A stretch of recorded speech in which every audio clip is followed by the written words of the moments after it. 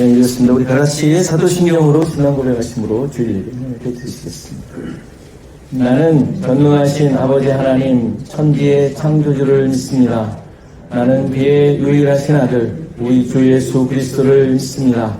그는 성령으로 잉태되어 동정녀 마리아에게서 나시고 본디오 빌라도에게 고난을 받아 십자가에 못 박혀 죽으시고 장사된 지 사흘 만에 죽은 자 가운데서 다시 살아나셨으며 하늘에 오르시어 전능하신 아버지 하나님 우편에 앉아 계시다가 거기로부터 살아있는 자와 죽은 자를 심판하러 오십니다.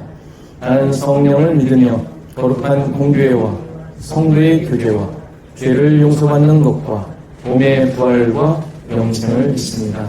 아멘. 찬송가 35장 찬송할 수 있습니다.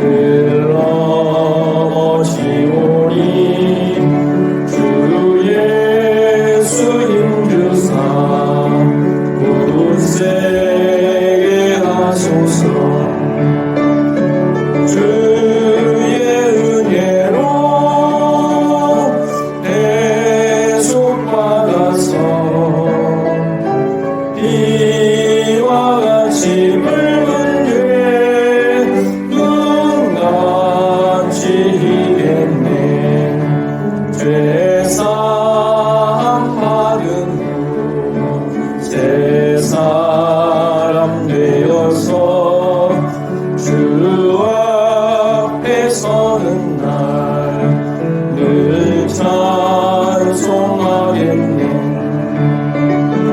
주의 은혜로 계속 받아서 비와 같이 묽은 죄 눈같이 희겠네.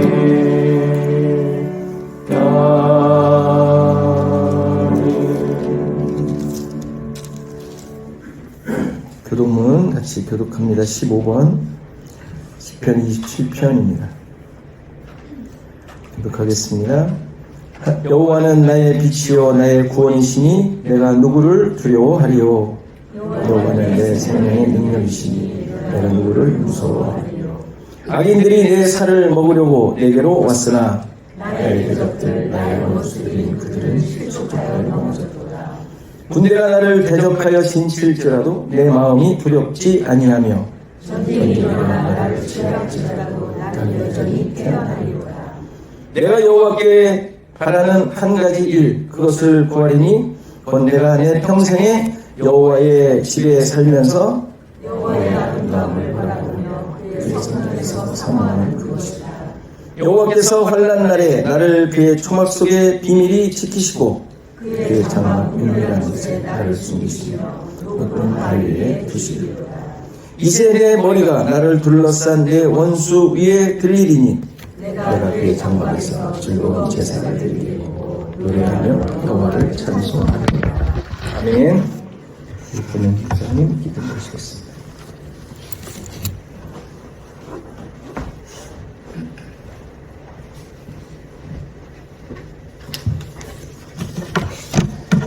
함께 기도드리겠습니다. 하나님 감사합니다. 감사의 찬양과 영광을 올려드립니다. 이 시간 저희들을 예배의 자리로 불러주심에 감사드립니다. 주님, 우리의 마음과 삶을 돌아보며 겸손히 회개합니다. 우리의 영적 가려움과 조급함과 교만함을 용서해 주십시오.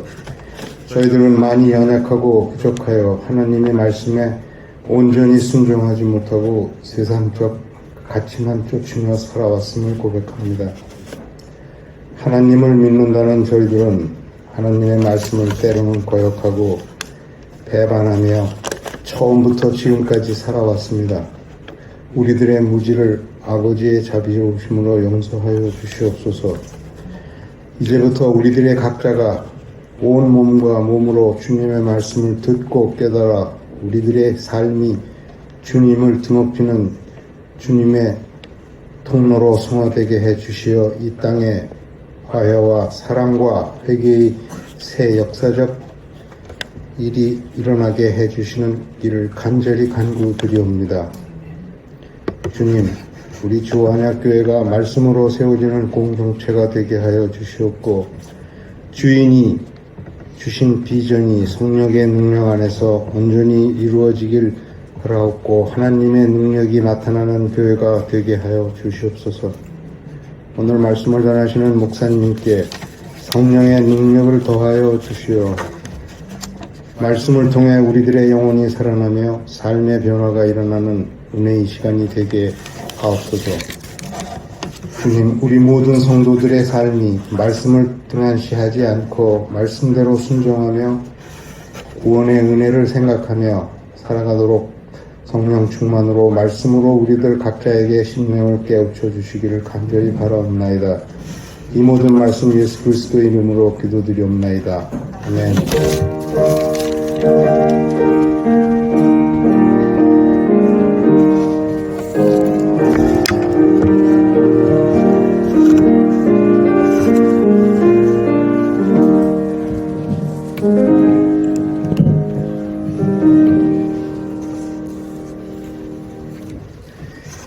시간 다 일어나셔서 하나님의 말씀 받으시겠습니다. 하나님의 말씀은 마태복음 13장 47절에서 50절 말씀입니다. 마태복음 13장 47절에서 50절 말씀 제가 공독해드리겠습니다. 또 천국은 마치 바다에 치고 각종 물고기를 모는 그물과 같으니 그물이 가득하며 물가로 끌어내고 앉아서 좋은 것은 그릇에 담고 못된 것은 내버리느니라. 세상 끝에도 이러하리라. 천사들이 와서 의인 중에서 악인을 갈라내어 불무불에 던져 넣으리니 거기서 울며 이를 갈리라. 아멘. 나의 힘 되신 여호와여, 우리 찬양하겠습니다.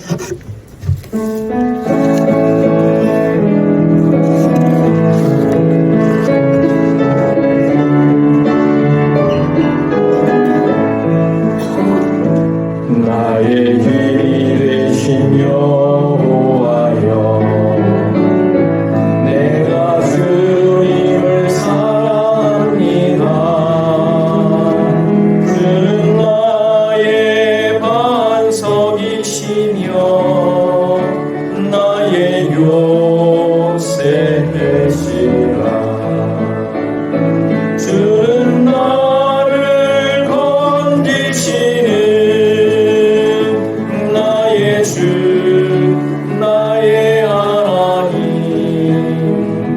나의 피할 바위시요 나의 방패시라. 나의 하나님, 나의 하나님, 구원의 뿌리시요 나의 산성이라.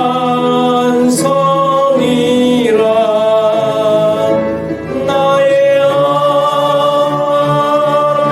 하나님, 나의 하나님, 그는 나의 여호와,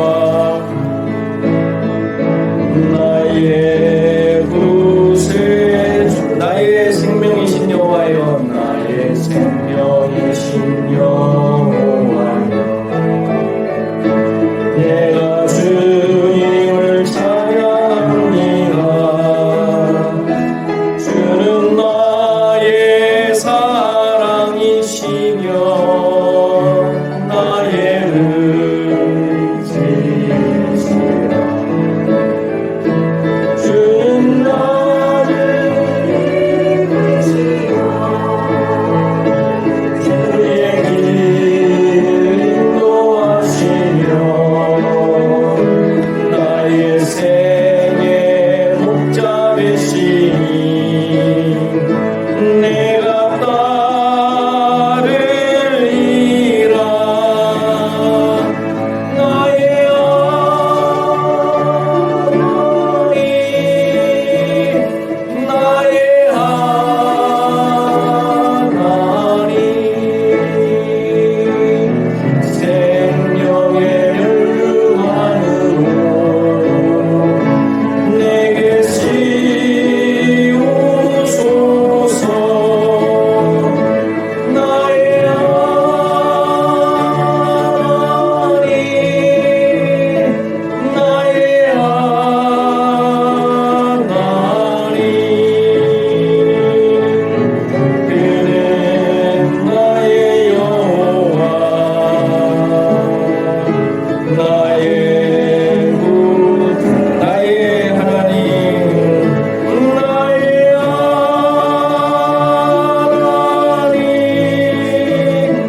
나의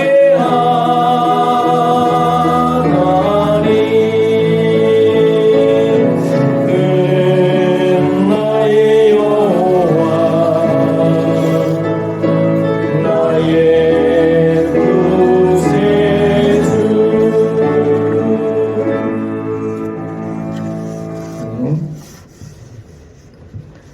계속 함께 나누는데 우리 앞뒤 사람, 옆 사람과 인사하시겠습니다. 네, 편하셨습니까? 네, 예.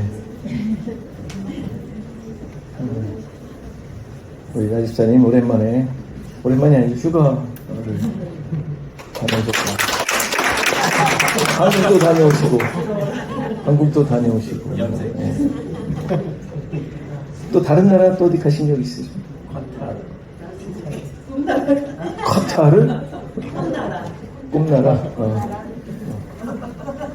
그럼 뭐 어느 나라도 못 가겠습니다. 예, 아무튼 예, 잘 다녀오신 것 같습니다. 아, 여자분들은 확실히 달라요. 염색을 하신 거를 다 발견하시더라고요. 남자들은 그냥 오셨구나 읽고만 하면 되는데 그냥 그 세밀한 것까지 확실히 시각이 달라요. 눈이. 남자는 몰라도 된다는 거 여자들이 이해해 주세요. 자, 온라인 카페 계속 반겨드립니다. 여러분들 가입하시기 어려우시면 아무튼 수련회 가서 다 가입해드리겠습니다. 이거 뭐 가입하신 분이 3분밖에 안 계시더라고요. 네이버 어카운트를 안 갖고 계신 것 같은데 아무튼 뭐 그래서 그러신지 아무튼 여러분들 애써 보십시오. 근데 잘못하시면 또 나중에 안 될 수도 있으니까 못하시면 하지 마세요. 괜히 했다가 가입된 사람인데 뭐 이렇게 나오면 뭐 또 안 되니까 잘 아시는 분 이렇게 잘 하셔서. 자, 수련회 선케이지에서 있습니다. 3월 6일 이제 다음 달 초인데 첫 주인데 회비 100불입니다. 여러분들 지금부터 내주시죠. 부담되시니까 조금씩 나눠서.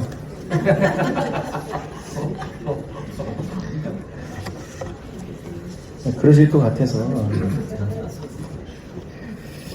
전 안 되겠다. 그러면 또 이제 어느 분 다 후원해 주실 거예요. 자, 성경 읽기 창세기 가고 있습니다. 여러분들 이제는 창세기 읽으면서 이제 얼충얼충 다 이해가 잘 되실 거예요. 그렇게 공부했는데 본데 이거 뭔 소리야. 이러시면 안 돼요. 지금쯤은. 아무튼, 여러분들 나눠드린 설교집 때 이렇게 보시면서 그게 유일한 해석이고 그것만이 뜻이다라는 건 아니지만 그래도 도움을 드리는 거니까 근데 재밌게 성경을 읽으시고 이게 이런 의미도 있구나. 그렇지, 이렇게 하나님께서 하셨겠지, 이러면서 자기 신앙을 이렇게 공고히 하는 그런 기회가 되면 좋겠습니다. 자, 모스크바에 계신 우리 합충강 선교사님, 이렇게 소식 보내주셨어요. 눈 어마어마하게 오는 곳이고, 지금 보니까 영하 17도, 섭씨니까, 영하 17도 하니까, 어마어마하게 춥죠. 이 평균 온도예요, 1월달.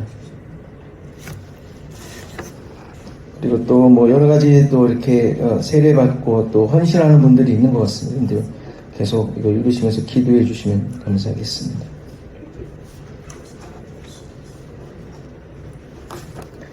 네, 우리 기도하고 말씀 드리겠습니다.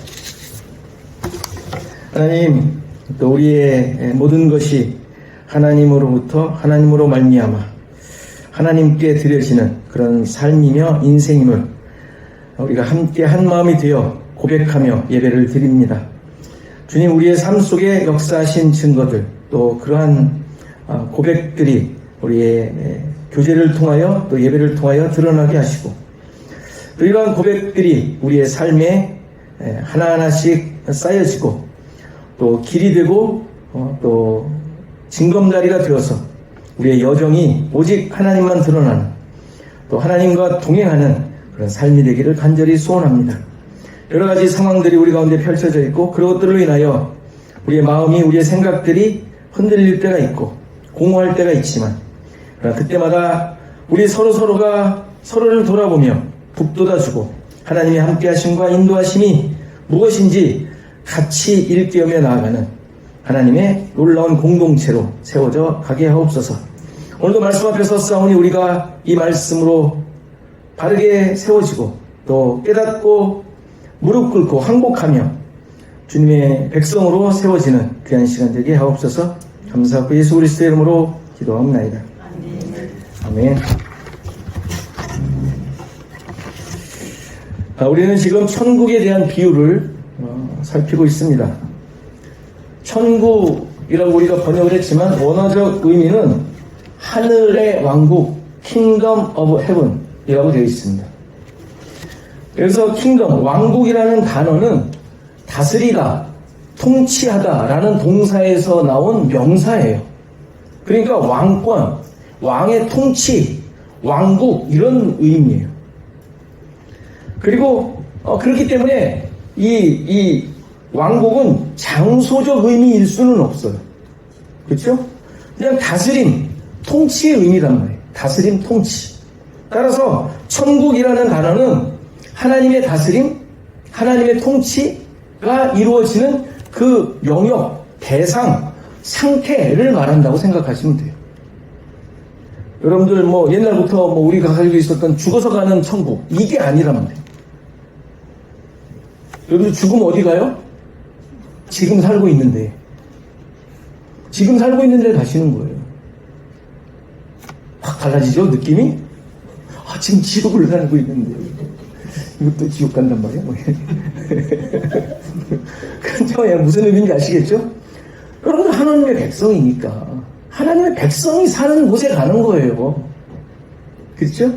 그러니까 이런 천국 개념을 확 바꾸셔야 돼요. 안 바꾸시면 아무리 성경 가도 이거 나는 왜 이 모양 이 꼴이야 이러면서 후회와 한탄과 남 욕하고 그냥 헐뜯는 것밖에 우리가 하는데 남는 게 없다고. 어떤 휘황찬란한 모습을 상상하시면 안 돼요.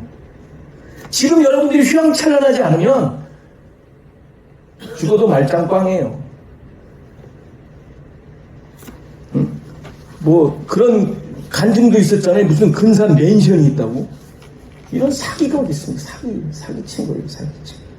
의리의리한 성이 있는 것 같아. 이 풍진 세상 그냥 떠나서 그냥 평안하고 그냥, 무릉도원 같은, 이런 거 꿈꾸시면 안 된단 말이에요. 성경 어디에도 천국이 그러한 세상에서 값진, 이런 걸로 만들어져 있다고 설명하지 않아요. 있던데, 황금길이니, 12진주가 있는. 그게 뭐예요? 새 예루살렘이잖아요. 새 예루살렘이 뭐에 대한 설명이에요? 물론 답이 나올 줄 알았는데. 성도들에 대한 설명이에요. 성도들에 대한 설명. 12, 그러면 그게 하나님의 백성이잖아요. 12지파와 12제자. 하나님의 백성을 상징하는 게 12이란 말이에요. 12진중은 아무리 있어도 여러분들이 들어가는 문인 줄 아세요? 그게 아니라 우리들의 가치와 하나님께서 지금까지 만들어 오신 것을 설명하는 묘사지. 가면 무슨 진짜 진주 달린 거기서 진주가 있으면 뭐합니까? 황금띠리는 뭐하겠어요? 그거 뜯어서 팔 거예요? 아무 의미 없는 얘기잖아요.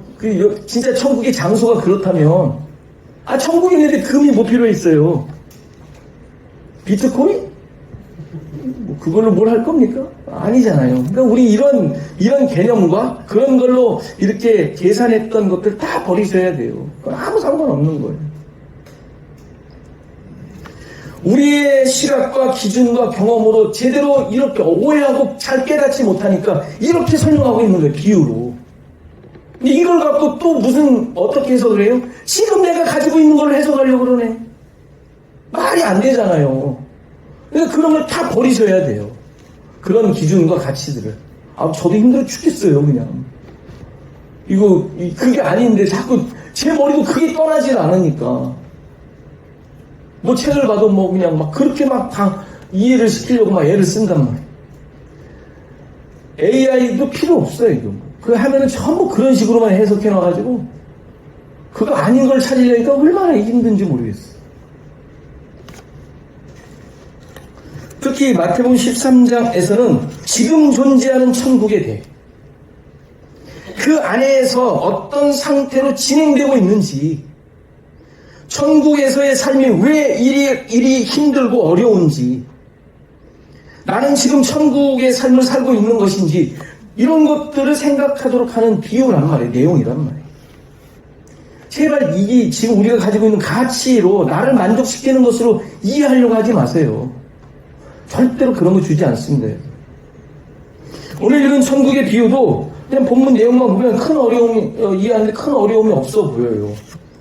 천국이 바다에 치고 각종 물고기를 모으는 그물과 같다고 하면서 그 다음에 어떤 상황이 펼쳐지는지 설명을 하죠.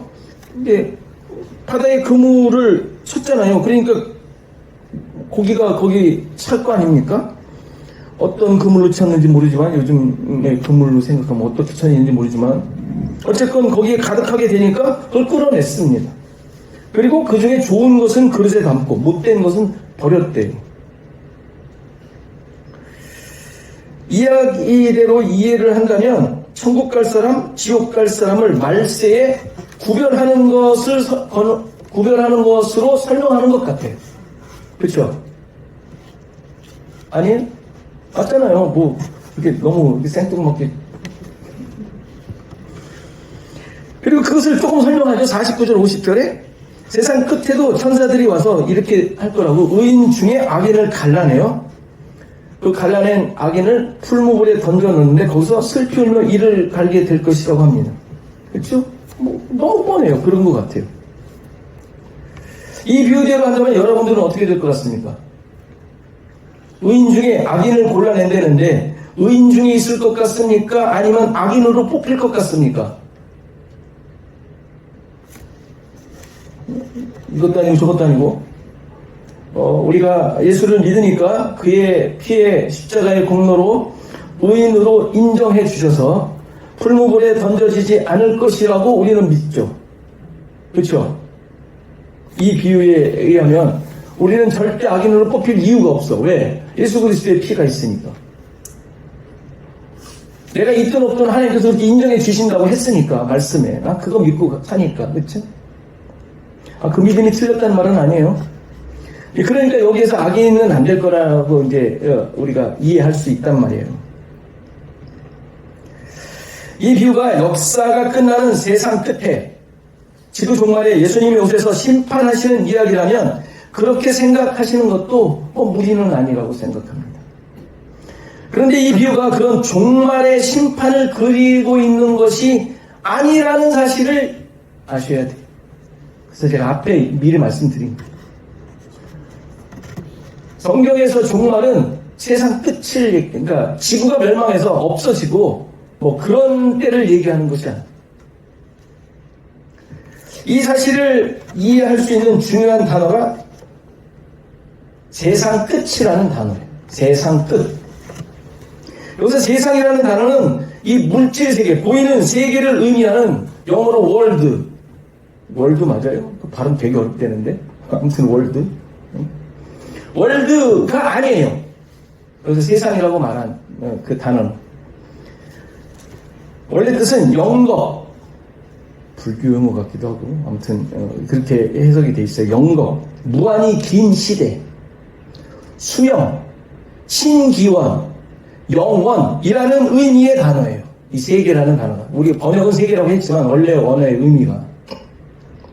그리고 끝이라는 단어도 종말, 마지막이라는 영어의 end, END의 의미가 아니라 완성, 마감, 성취라는 단어예요. 왜 세상 끝이라고 번역을 했는지 모르겠어요. 이 세상 끝이라는 단어는 앞에 가라지 비유에서도 나왔던 표현이에요. 그때 세상 끝이 언제라고 그랬죠? 예수님이 이 땅에 오셔서 십자가에서 죽으시고 부활하시고 승천하셔서 구원을 이루신 때, 그것이 이루어진 때를 세상 끝이라고 말씀드렸어요. 그때부터 이 세상 끝, 종말은 시작되었고 지금도 계속되고 있는 시기라고 했어요. 이게 세상 끝이에요. 성경에서 말하는 세상 끝, 여호와의 날, 그날은 예수님이 오셔서 십자가에 죽으시고 구원을 완성하신 후 계속되어지는 시기를 말해요. 그러니까 세상 끝은 지구 종말이 아니라 하나님이 계획하시고 정하신 그 구원의 계획이 성취되어 그 내용이 드러나고 확인되고 완성되는 때를 말하고 있는 거예요. 지금. 예전에 영어로 표현했죠. already, not yet.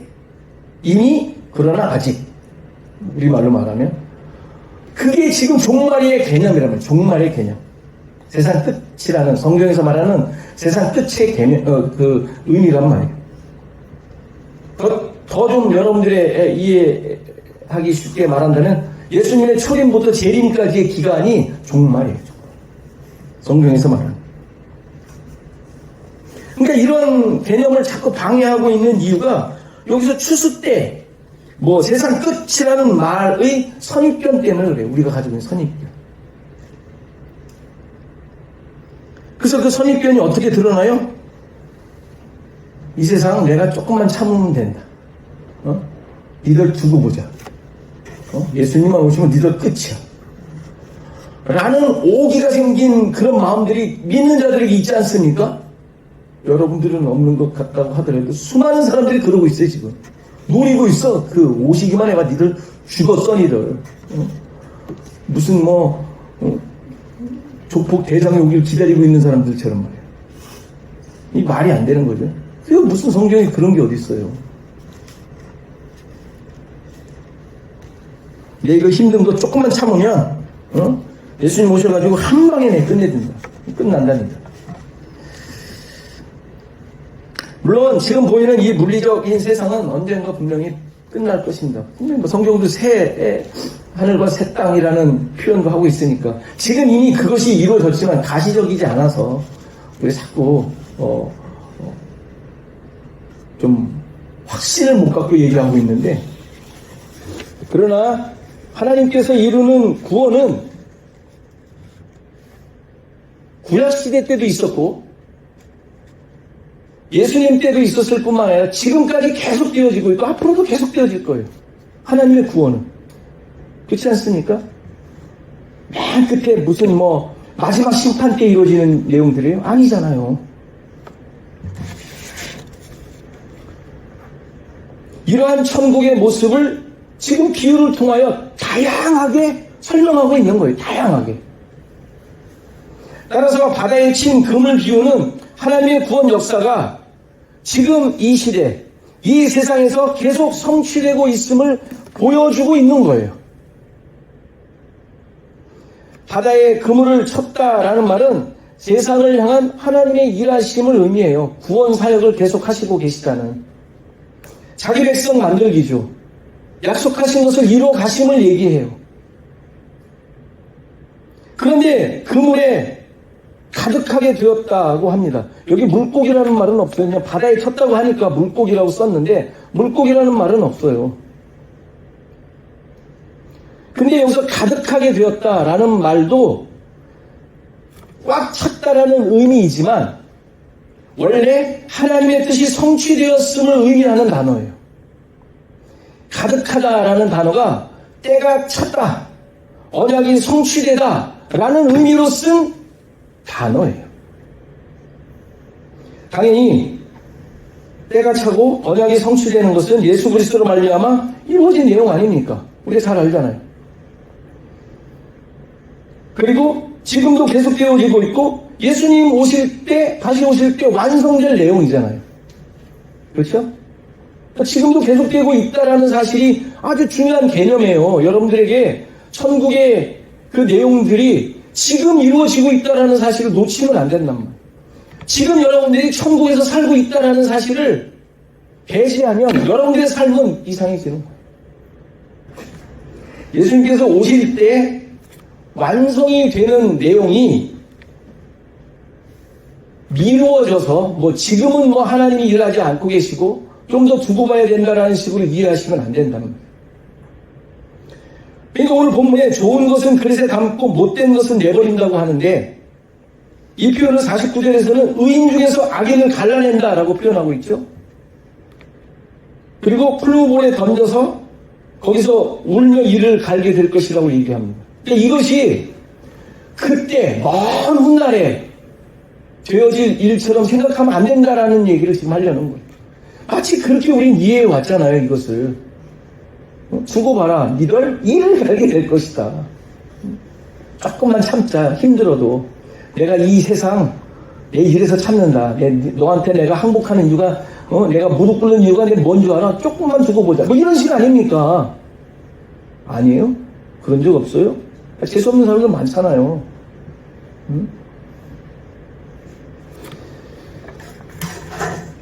그러니까 이 표현에 대해서 우리는 다시 개념을 바꾸셔야 돼요. 지구 멸망에 일어날 사건이 아니라 그랬어요.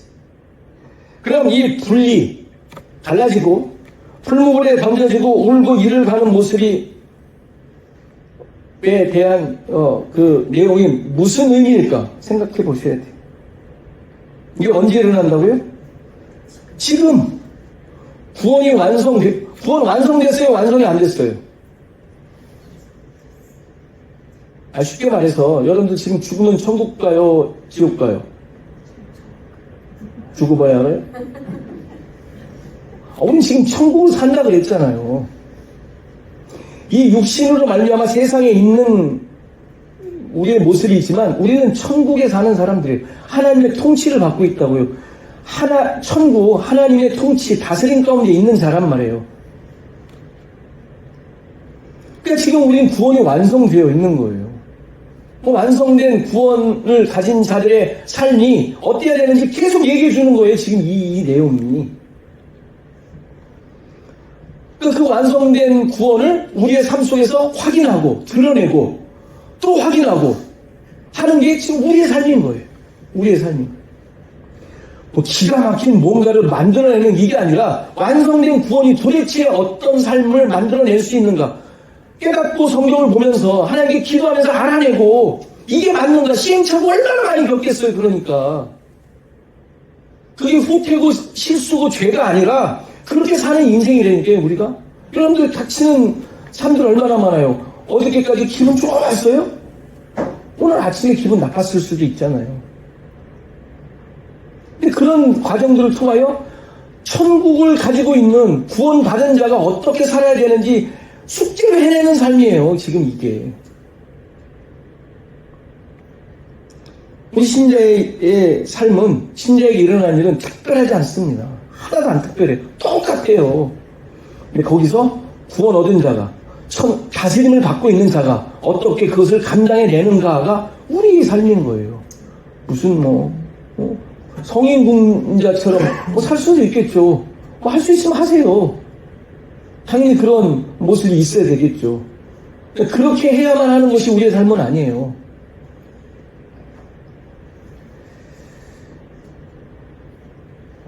그럼 악인을 지옥으로 보내는 것으로 우리가 이해했는데 그런 것도 일어날 수 있는가?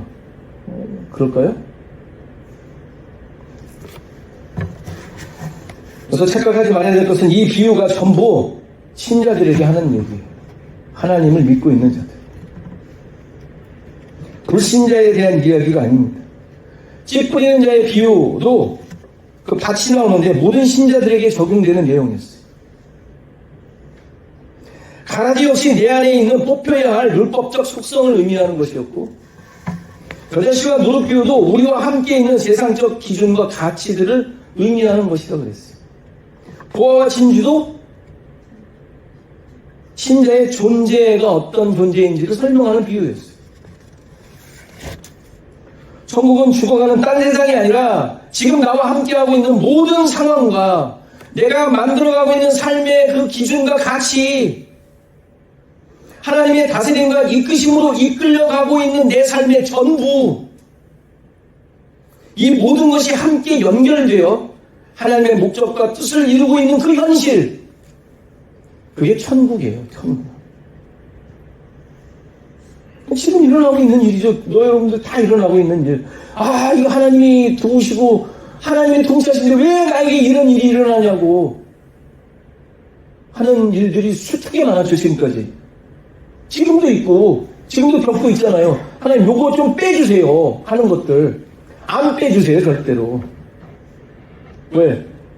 그걸 같이 그 상황에서 하나님과 동행하는 삶을 살아내는 거를 하나님이 하라고 그러시는데 왜 그걸 빼달라고 그러시냐고요. 왜? 없애달라고 왜 그러시냔 말이에요. 왜? 살아내라고 지금 내가 너와 함께 있다고 동행하는 삶을 구원받은 자의 삶을 살아가라고 지금 그 상황들이 펼쳐져 있는데 빼달래. 그 빼면 하나님 더 잘 믿을 것 더 잘 믿을까요? 하나님을 더 의지하고 하나님께 더 잘할까요? 하나님 그렇게 말씀하신 게 아니에요. 절대로 그렇지 않습니다. 그래서 이 비유에서는 이러한 현실 속에 있는 신자들을 어떻게 만들어 가시는지를 보여주는데요. 중요한 표현이 의인 중에서 악인을 갈라낸다라는 것인데, 가라지 비유에서도 보여준 내용이죠. 가라지와 곡식이 함께 자라는데 이들을 거두어내어 오늘 본문에 나와 있는 것처럼 풀무불에 던져 넣는다고 하죠. 그죠? 가라지가 보여준 것이 뭐였습니까? 넘어지게 하고 불법을 행하는 것들이라고 그랬죠. 그런데 풀무불에 던지는 것이 그러한 가라지적인 요소들을 제거하시는 하나님의 방법이라고 그랬어요. 지옥이 아니라 풀무불에 대한 의미를 살펴보셔야 돼요. 다니엘 3장을 보면 다니엘의 세 친구가 느부갓네살 왕의 명령을 어기고 신상에 절하지 않았죠. 그래서 막 이제 해코지해가지고 7배나 더 뜨거워진 풀무불에 던지게 하죠. 그 결과 이들을 불에 던진 자들이 죽게 되지만 그 속에서 그들은 결박이 풀리고 신의 아들과 같은 자와 함께 거니는 모습이 그 안에서 보여요.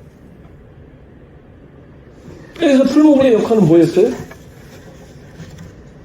결박을 풀었고 그들을 결박했던 결박이 풀리고 하나님과 동행하는 백성임이 드러나는 수단이었죠. 그렇죠? 풀무불이 지옥이 아니라 세상은 그렇게 만들려고 하겠죠. 지옥 같은 거라 하면서 하겠죠. 그런데 뭐 그런 것도 아니지만 그런데 그런 상황 속에서 하나님의 백성은 어떻게 돼요? 결박이 풀리고 하나님과 동행하는 백성임이 드러나게 되는 현장이 되는 거예요. 이게 우리의 신자들의 모습임을 보여주죠. 이 불이 연단의 도구라는 것은 성경 곳곳에 나옵니다. 여러분 잘 아시다시피. 고린도전서 3장 13절, 지난번에도 봤던 구절인데, 각각 공력이 나타날 터인데 그날이 공력을 밝히리니 이는 불로 나타내고 이 불이 각 사람의 공력이 어떠한 것을 시험할 것입니다. 만일 누구든지 그 위에 세운 공력이 그대로 있으면 상을 받고, 그 위에 세운 공력이 뭐예요? 그대로 있는 공력이 뭐예요? 예수 그리스도죠. 뭐 다른 게 있겠어요? 상을 받는 게 뭐예요? 하나님의 백성. 누구든지 공력이 불타하면 해를 받으리니 그러나 자기는 구원을 얻되 불 가운데서 얻은 것 같으리라. 말씀드려서 저희가 무슨 간신히 뭐 구원받는 그런 얘기가 아니라 불로 말미암아 그 사람이 가지고 있었던 모든 세운 그런 공력들이 다 없어진 모습을 얘기하는 거예요. 그리고 불 가운데서 구원을 얻게 되는 것이죠. 평생 만든 가치와 업적을 없애버린다라는 거예요. 그래서 그가 하나님 앞에 합당한 자로 설 수 있도록 하는 게 불이에요. 그러니까 하나님 앞에 그 사람들은, 구원받은 자들은 그런 것들이 없는 아무것도 아닌 존재로 서게 되는 거예요. 아무것도 아닌 존재, 아무것도 없는 존재. 오직 예수 그리스도만 있으니까. 자기가 아니잖아요. 예수 그리스도니까. 그러니까 자기에게 무엇이 있는지를 확인토록 하는 것이 불의 역할이죠. 따라서 신자들의 삶은 이런 불의 경험을 늘 할 수밖에 없는 거예요. 하도록 하시는 거예요. 하나님께서. 왜? 다 없애줘야 되니까. 우리가 만들고 있었던 것들이 무너지게 되는 경험, 이게 불의 경험을 하는 거예요. 뭐 손해보고 퇴직당하는 것이, 파이어 당하는 것이 그것을 말하는 게 아니라 나의 기준과 가치가, 나의 의가 허물어지는 것을 말하는 거예요. 한마디로 예수와 함께 죽는 경험을 하는 것이죠. 십자가와 함께 죽는 경험을 하는 것이죠. 그럴 때 일어나는 모습이 울며 이를 가는 거예요. 울며 이를 가는 거예요. 이것도 표현이 우리의 어감상, 우리의 느낌상 쌤통이다. 쌤통을 당하는 사람의 그런 상태 같지 않습니까? 두고 보자. 내가 여기서 나가면 너 죽는다. 뭐 이런 식의 일을 가는 뭐 이런 느낌이지 않습니까? 물론 이 표현이 그런 느낌이 있지만 억울함이나 원통함으로 생기는 감정을 말하는 것이 아니에요. 하나님 앞에서 자신이 가지고 있던 것들이 무너질 때 일어나는 항복의 표현. 당연히 회개이고 자기 부인의 과정일 것입니다. 이것을 그대로 드러내는 사람이 누구예요? 베드로. 뻔뻔하게 거짓말하다가 닭이 울자 통곡을 했어요. 통곡을. 이를 가는 경우도 복수의 마음을 가질 때에 생기는 그런 표현으로 이기도 하지만 말씀 앞에서 자신의 삶이 허무하게 될 때, 허무해질 때 이를 갈게 되죠. 사도행전 7장에 스데반이 설교를 했을 때 그것을 듣고 있던 사람들이 어떻게 했어요? 이를 갈았어요. 이를 갈았어요. 마음에 찔렸는데 이를 갈아요. 마음에 찔렸는데 이를 갈아요. 물론 스데반 집사에 대한 어떤 분노를 표현한 것일 수 있지만 하나님의 말씀을 듣고 일어나는 게 이를 가는 거예요. 자기 자신의 허망함, 하나님의 말씀으로 인하여 찔렸을 때 그런 반응이 있음을 보여주고 있는 것이죠. 벌거벗겨지고 아무것도 아닌 존재라는 것이 확인이 될 때 하나님의 백성들, 하나님의 말씀을 받은 자들은 이를 가는 거예요. 왜? 자기가 아무것도 아닌 것이 드러나게 되는 거예요. 여러분도 그러신 적 있습니까? 자기가 아무것도 아닌 것이 드러났을 때 이러한 자기 자신에 대해 너무 허무하고 억울함 이런 것들이 생겨서 정말 어금니를 꽉 무는 적이 있습니까? 당연히 생기는 거예요. 내가 이렇게 어리석었는가? 이러한 삶을 살다니.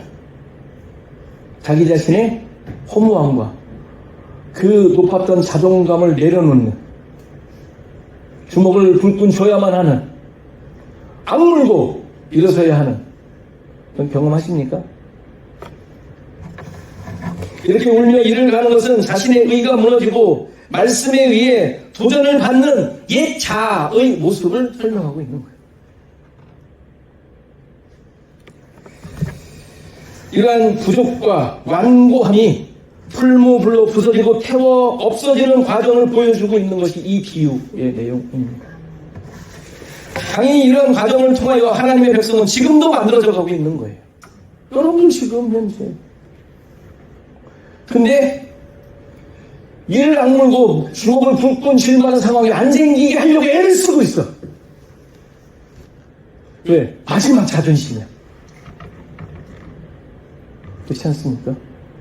그거 한번 건드리면 귀에 안 나올 수도 있고 그 사람하고 싸울 수도 있어요. 우리의 모습이잖아요. 근데 하나님 그렇게 하시겠다는 거예요. 엑시감씨 이런 말씀을 받을 때마다 조금씩 자기 자신을 깎으시라고요. 내려놓으시고, 그래, 내가 뭐라고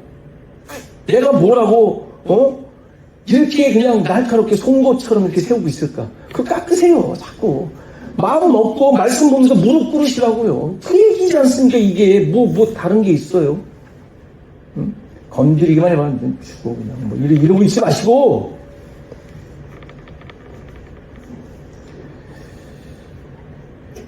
이러한 하나님의 일하심으로 이제 우리는 어떻게 만들어져요?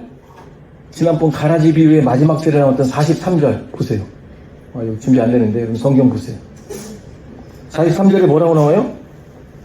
그때 의인들은 자기 아버지 나라에서 해와 같이 빛난다. 해 없어요. 근데 해와 같이 빛나는 정금이 되는 거지. 정금이 결국의 목적이에요. 우리를 향하신 하나님의. 응?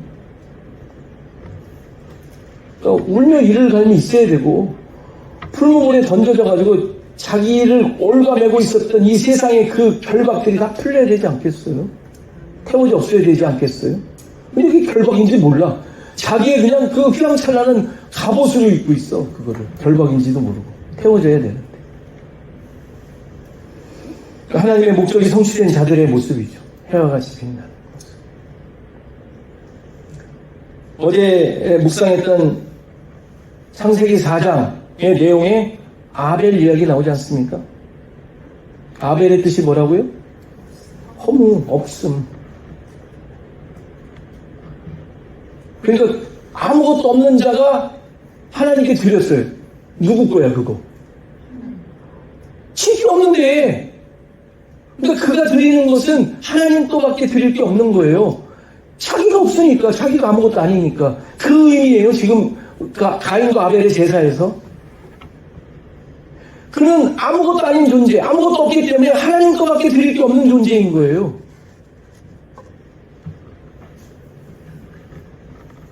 그래서 그가 죽죠. 셋을 낳는데 셋의 아들이 에노스라는 사람이에요. 그때 여호와의 이름을 불렀답니다. 그들의 모습인 것이죠. 그들은 내놓을 게 여호와의 이름밖에 없는 거예요. 여호와밖에 없는 거예요. 하나님밖에 없는 거예요. 근데 가인의 후손들은 어마어마하게 세상에 문명을 만들지 않습니까? 너무 할 줄 아는 게 너무 많아. 재주도 뛰어나. 자존심도 얼마나 강한지 그 라멕이라는 친구는 그냥 친구도 아니죠. 보시기. 아무것도 아닌 자들은 그들로부터 하나님만 나올 수밖에 없어요. 예수 그리스도밖에 없는 거예요. 자기를 만든, 자기에게 있는 것. 근데 그게 아닌 자들은 능력이 출중하고 자랑할 게 많은 사람은 나올 게 너무 많아.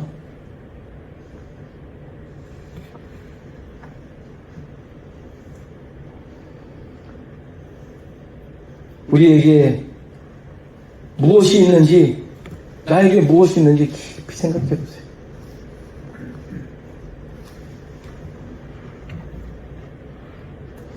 하나님께서 만들어 가시는 나의 모습은 하나님 자신이에요. 하나님을 만들어 가세요. 예수 그리스도를 만들어 가시는. 그리고 그것을 목적하고 지금 여러분들 이 세상 가운데 존재하게 하셨어요. 이렇게 만들어 가고 계시는 하나님의 뜻에 항복하시고 순종하시고 그 길을 잘 가시는 저와 여러분 되기를 간절히 바랍니다.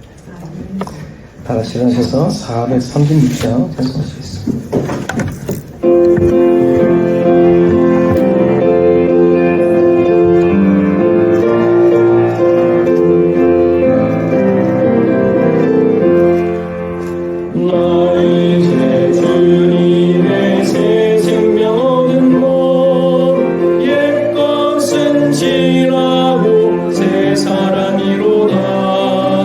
그 생명 내 맘에 강같이 흐르고 그 사랑 내게서 해같이 빛난다. 영생을 누리며 주 안에 살리라. 오늘도 내일도 주 함께 살리라. 주 안에 감추인 새 생명 얻으니 이전에 좋던 것 이제는 가볍다. 하늘은 은혜와 평화를 맛보니 찬송과 기도로 주 함께 살리라. 영생을 누리며 주 안에 살리라. 오늘도 내일도 주 함께 살리라. 산천도 조금도 새 것이 되었고 죄인도 원수도 친구로 변한다. 새 생명 얻은 자 영생을 누리니 주님을 모신 만세 하늘 이루다. 영생을 누리며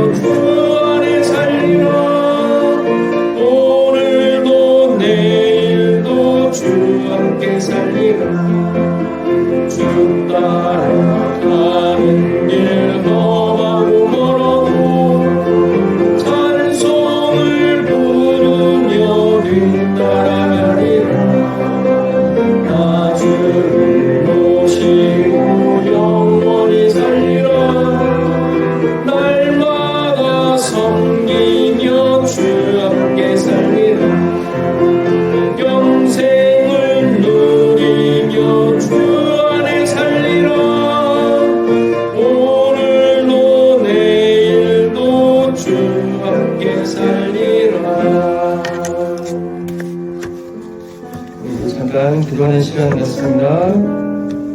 하나님께 붙잡힌 삶임을 깨닫고 그 뜻을 드러내게 하소서.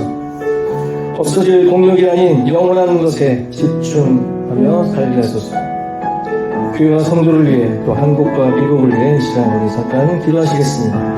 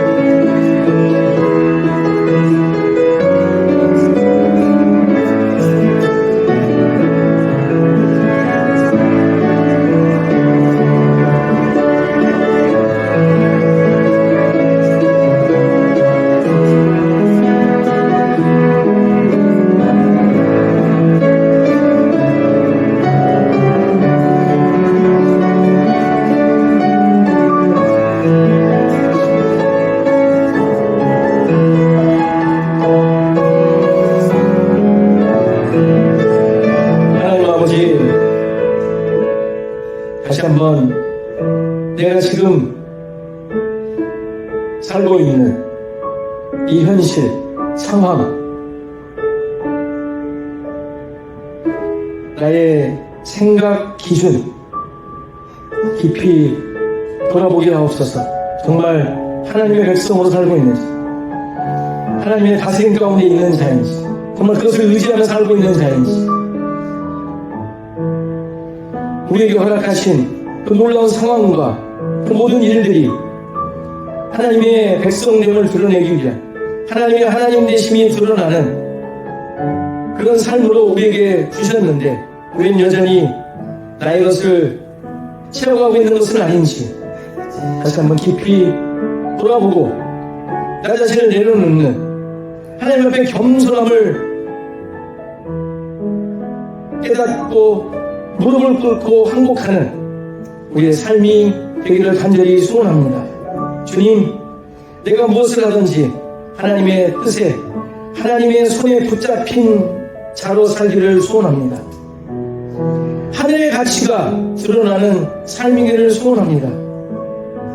이 세상의 것 때문에, 없어질 공력 때문에 영원한 것을 놓치는 일이 없게 하시고, 다시 한번 나에게 주어진 하나님께서 원하시는 영원한 삶이 나의 삶 가운데 어떻게 드러나야 하는지, 어떤 것으로 우리에게 증명하시기를 원하시는지 하나님 깊이 생각하며 나에게 주어진 삶, 주님과 동행하며 살아가는, 감당하는 우리 모두가 되게 하옵소서.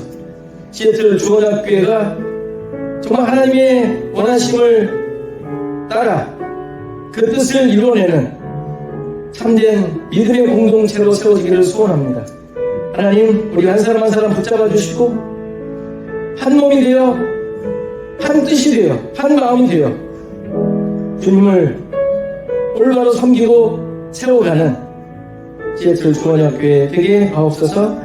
이제는 예수 그리스도의 은혜와 하나님의 크신 사랑과 성령의 감화 감동 교통하시며 함께 하심이 오늘 예배한 모든 성도들 머리머리 위에 저들의 생업과 가정과 자손 대대 위에 시애틀 주원학교회 위에 이제부터 영원토록 함께 계실지어다. 아멘.